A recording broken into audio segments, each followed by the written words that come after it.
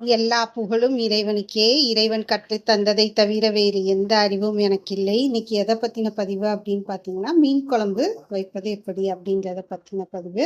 இந்த மீன் குழம்புல நான் மாங்காயும் சேர்க்க போறேன். வாங்க இதுக்கு தேவையான பொருட்கள் என்னென்னன்னு பார்ப்போம். ஃபிஷ் மீன் நான் சுத்தம் பண்ணி கழுகி வச்சிருக்கேன். எனக்கு குழம்புக்கு வெறும் மண்டை தான் வேணும் அப்படின்றதுனால வெறும் மண்டையாக எடுத்திருக்கேன். சாலட், அதாவது சின்ன வெங்காயம், சின்ன வெங்காயத்தை நறுக்கி வச்சிருக்கேன் 1 2மா. மேங்கோ, ரா மேங்கோ, மாங்காய், டைஸ்டு டொமேட்டோ, தக்காளியை நறுக்கி வச்சிருக்கேன். ஃபெனுக்ரீக் சீட், வெந்தயம், கியூமின் சீட், சீரகம், chilli powder, red chilli powder, மிளகாய்த்தூள், டர்மரிக் பவுடர், மஞ்சள் தூள், கோரியாண்டர் பவுடர், தனியாத்தூள், செஸ்மி ஆயில், அதாவது நல்லெண்ணெய் எடுத்திருக்கேன் நான், உப்பு, சால்ட், பேஸ்ட்டு, கோகனட், தேங்காயை அரைச்சி வச்சிருக்கேன். சோக்டு டேமரின், புளியை ஊற வச்சு வச்சிருக்கேன். வாட்டர், தண்ணி, அப்புறம் கறி லீவ்ஸ், கருவேப்பிலை. இதுதான் இந்த மீன் குழம்பு செய்வதற்கு தேவையான பொருட்கள். வாங்க இப்போ எப்படி செய்யறதுன்னு பார்ப்போம். இப்போ முதல்ல என்ன பண்ணுவோம்னா, மீனில் புளியை கரைச்சி ஊற்றி உப்பு போட்டு மஞ்சள் தூள், தனியாத்தூளெல்லாம் போட்டுக்கலாம். இப்போ நம்ம என்ன பண்ணிக்கலாம், புளி கரைச்சி ஊற்றிக்கலாம். இந்த தேங்காவை போட்டுக்கலாம். நான் தேங்காவோட கொஞ்சம் வெங்காயத்தையும் தட்டிட்டேன். புளிய வடிகட்டி ஊற்றிப்போம்.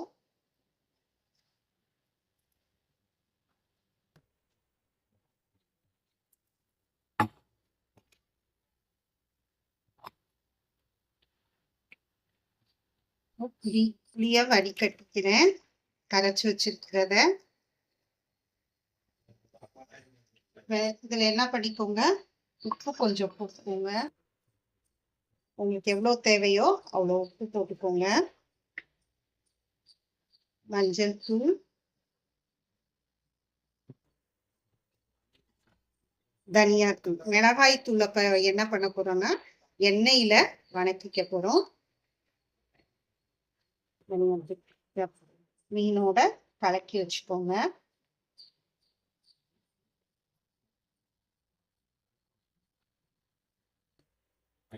இப்போ இது கலக்கி கூட்டி மீன் குழம்பு கூட்டி வச்சிருக்கோம். இப்போ தாளிக்க வேண்டியது இருக்கு.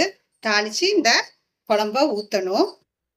இப்போ நான் மீன் குழம்பு தாளிக்க சட்டி வச்சாச்சு.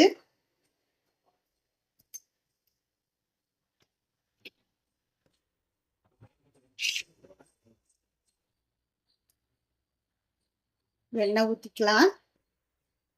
எண்ணெய் ஊற்றி காயட்டும்.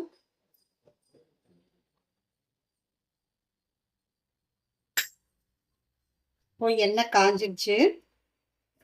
வெந்தயம் போட்டுக்கலாம். வெந்தயத்தையும் சீரகத்தையும் போட்டு பொரிய விட்டுக்கலாம்.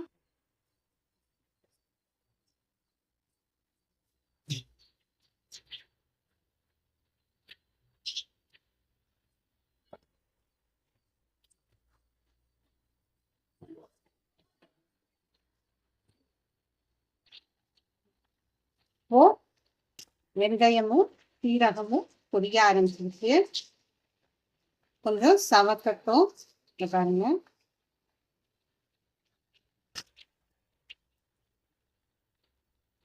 சிறு தீயில வச்சுக்கோங்க. ஏன்னா மண் சட்டின்றதுனால சூடு இருந்துகிட்டே இருக்கும். விறகு அடுப்புனா அந்த மண் சட்டி தாங்கும், கேஸ் அடுப்பு இதை தாங்காது. இதோ பாருங்க, நல்லா செவந்துருச்சு. இப்போ வெங்காயத்தை போட்டுக்கலாம். இடிச்ச பூண்டை போட்டுக்கலாம்.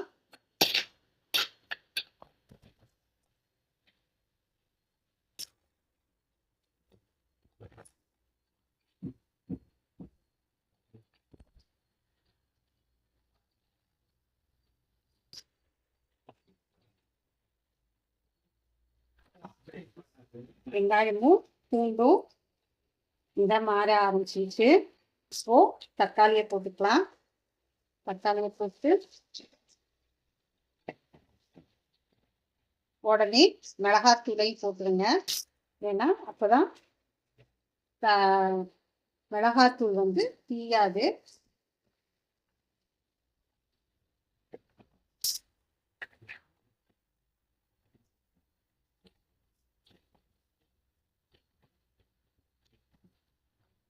உங்களுக்கு அப்படி மிளகாத்தூள் கொஞ்சம் தீர மாதிரி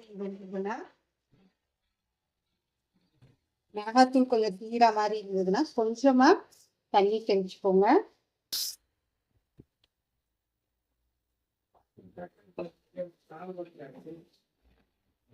தக்காளியோட நல்லா வேகட்டும்.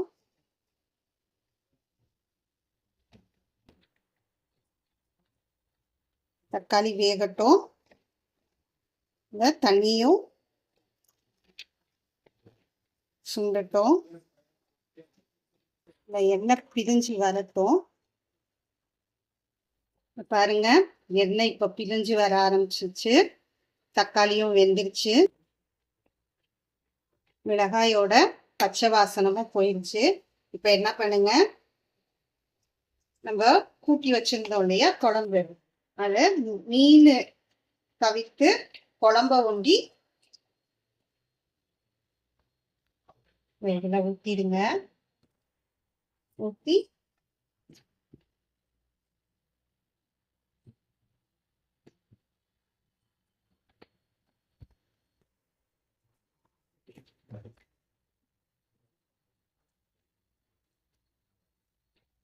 இப்போ குழம்பு கொஞ்சம் நல்லா கொதிக்கட்டும்.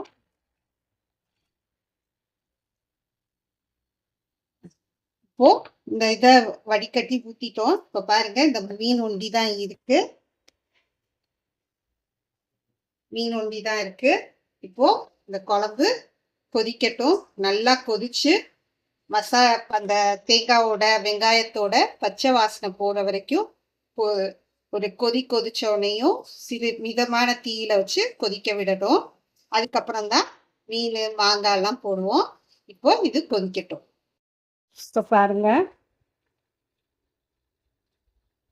தீயில வச்சு ஒரு கொதி வந்துடுச்சு.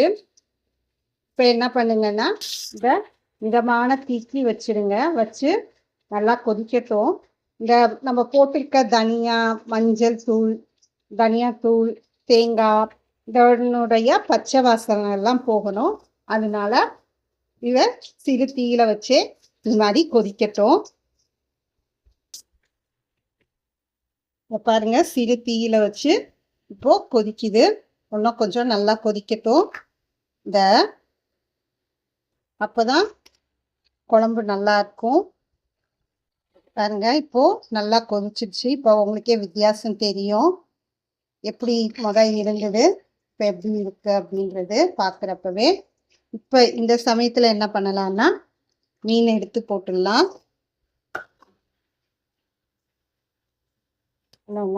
எடுத்து போடுங்க.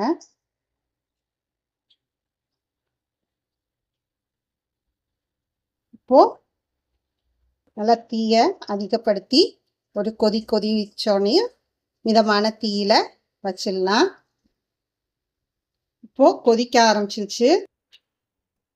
போட்டு ரொம்ப கிண்டிடாதீங்க. இது மாதிரி ஓரத்தில் இருக்கிறத நடுவில் இது பண்ணிட்டு, இப்போ நல்லா கொதிக்குது இல்லையா, இதை மிதமான தீயில வச்சிடலாம்.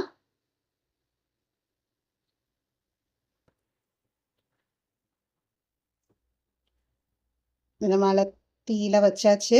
இது சட்டி சூட்டுலையும் அந்த மிதமான தீயிலையும் இப்போ மீனும் வெந்துடும். இந்த குழம்பும் அந்த மீனில் சார்ந்திருக்கும். மூடி வச்சு ரொம்ப இப்படி மூடாம கொஞ்சம் இடைவெளி விட்டு மூடி வைங்க. மூடி வச்சு மிதமான தீயில வச்சு கொதிக்க வைங்க. மூடி போட்டு மூடி வச்சு சிறு தீயில கொதிச்சுட்டு இருக்கு. இந்த மசாலாவை எடுத்து விடுங்க. குழம்போட சேரட்டும்.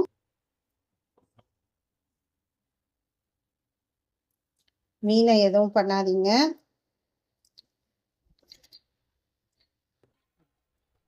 இன்னும் ஒரு 2 நிமிஷம் அப்படியே கொதிக்கட்டும். அதுக்கப்புறம் மாங்காய் போடுவோம். இப்போ மாங்காயை போட்டுக்கலாம். இதை பாருங்க, சீல நல்லா கொதிச்சுட்டு இருக்கு.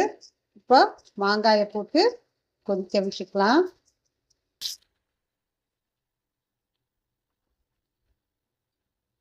ரொம்ப கிண்டாதீங்க, மேலாப்புல இந்த மாதிரி தள்ளி விடுங்க. அந்த மசாலா எல்லாம் ஒன்று சேர்ந்து கொதிக்கட்டும். இப்போ மாங்காவை போட்டுக்கலாம். இந்த குழம்புல புளி போடுறது மாங்காவோட புளிப்பை பார்த்துட்டு போடுங்க.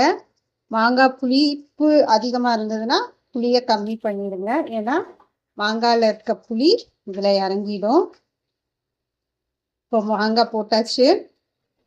இது நல்ல ஒரு கொதிக்கட்டும்.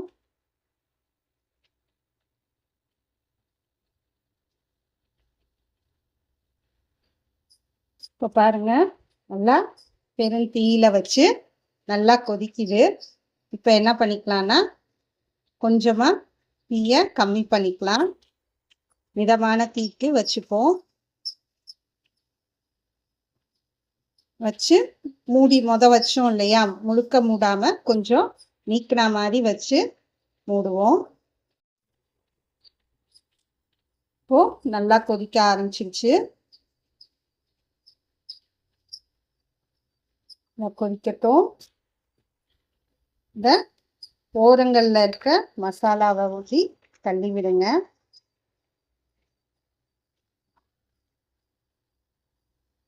நல்லா கொதிக்குது. இப்போ மிதமான தீயில வச்சுப்போம்.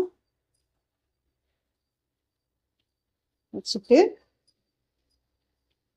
மூடி இப்படி நீக்கின மாதிரி வச்சிருவோம். இப்போ பாருங்க இப்படி இருக்குது. மசாலாலாம் நல்லா மீன் குழம்புல செட் ஆயிடுச்சு. மீன்லையும் இறங்கி அதாவது உறவு சேர்ந்திருக்கு அப்படின்னு சொல்லுவாங்க இல்லையா, அது மாதிரி நல்லா மீன் குழம்பு இப்போ நல்லா உறவு சேர்ந்திருக்கு. இப்போ இது மாதிரி இருக்கிறப்ப தான் மீன் குழம்பு பக்குவத்துக்கு வந்துருச்சு அப்படிங்கிறது அர்த்தம். இப்போ என்ன பண்ணலாம்னா கருவேப்பிலையை தூவி அடுப்பை அணைச்சிடுவோம். இப்போ நம்ம சாப்பிட்றதுக்கு மீன் குழம்பு தயாராகிடுச்சு. நீங்களும் இதே மாதிரி செய்து சாப்பிடுங்கள். அடுப்பை அணைச்சிட்டேன். இவ்வளோதான். இதுதான் மீன் குழம்பு செய்யும் முறை. இதுதான் நாங்கள் எங்கள் பகுதிகளில் செய்வோம். நீங்களும் இது மாதிரி செய்யுங்க.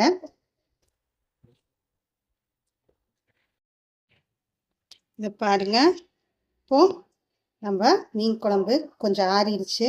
இந்த ஏடு படந்தா மாதிரி இருக்கு பாருங்க, இந்த மாதிரி இருக்கும். அதுதான் நல்ல பக்குவத்தில் மீன் குழம்பு கொதிச்சு நல்லா வெந்திருக்கு அப்படின்றது அர்த்தம். நான் எங்கள் வீட்டுக்கு மீன் குழம்போட நெய்ச்சோறும் மீன் வறுவலும் செஞ்சுருக்கேன். இது மாதிரி செஞ்சு சாப்பிட்றது ரொம்ப நல்லாயிருக்கும். நெய்ச்சோறுக்கும் மீன் குழம்புக்கும் மீன் வறுவலுக்கும் ரொம்ப நல்லாயிருக்கும். நீங்களும் இது மாதிரி செய்து சுவைத்து மகிழுங்கள்.